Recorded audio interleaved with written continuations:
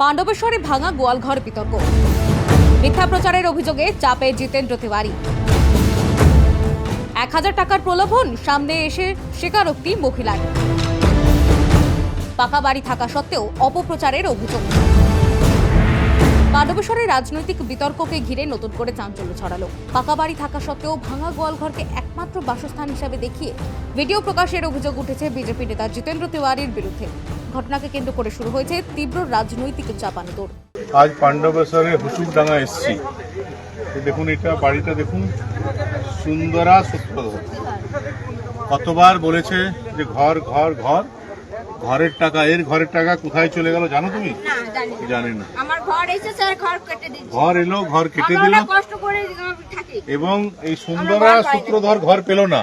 কিন্তু বড় বড় নেতাদের গোয়াল ঘর হচ্ছে, গাড়ি রাখার গ্যারেজ হচ্ছে। তাহলে এই গরিব মানুষ কোথায় যাবে? এই সমস্ত সরকারের পয়সা তো গরিব মানুষের জন্য।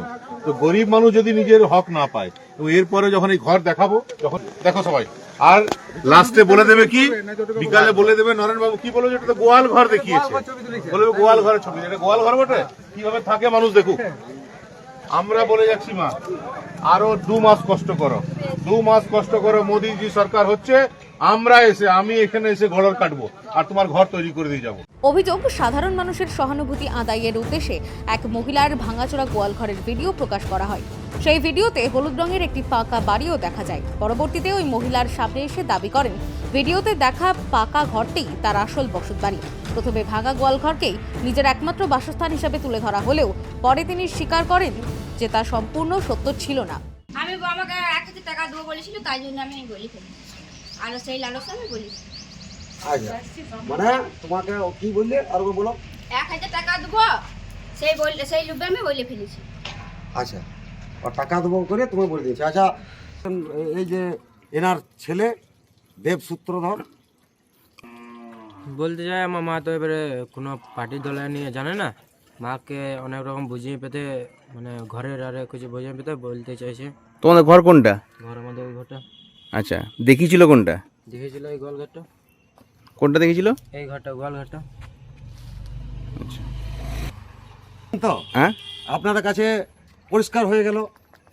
ওনার ছেলে সেও বলে দিল আসল সত্যতা। এইভাবে প্ররোচনা দিয়ে পারবে না পারবে না পারবে না, ওর মতন করেই বলি, আপনাকে এইখানের মানুষ মেনে নেবে না নেবে না নেবে না। মহিলার দাবি, এক বিরোধী রাজনৈতিক দলের ব্যক্তিত্ব তাকে 1000 টাকার প্রলোভন দেখিয়েছিলেন। সেই প্রলোভনের কারণেই তিনি প্রথমে মিথ্যা বক্তব্য দেন, তবে পরে অনুতপ্ত হয়ে তিনি পুরো ঘটনার সত্যতা প্রকাশ করেন বলে জানা যায়। তিনি আরও জানান, তিনি পশ্চিমবঙ্গ সরকারের একাধিক জনকল্যাণমূলক প্রকল্পের সুবিধাভোগী। এর মধ্যে রয়েছে লক্ষ্মীর ভাণ্ডার, স্বাস্থ্যসাথী, কন্যাশ্রী এবং রূপশ্রী। কথোপকথনের শেষে তিনি জানান, আগামী নির্বাচনে তিনি মমতা বন্দ্যোপাধ্যায়ের সরকারকেই সমর্থন করবেন।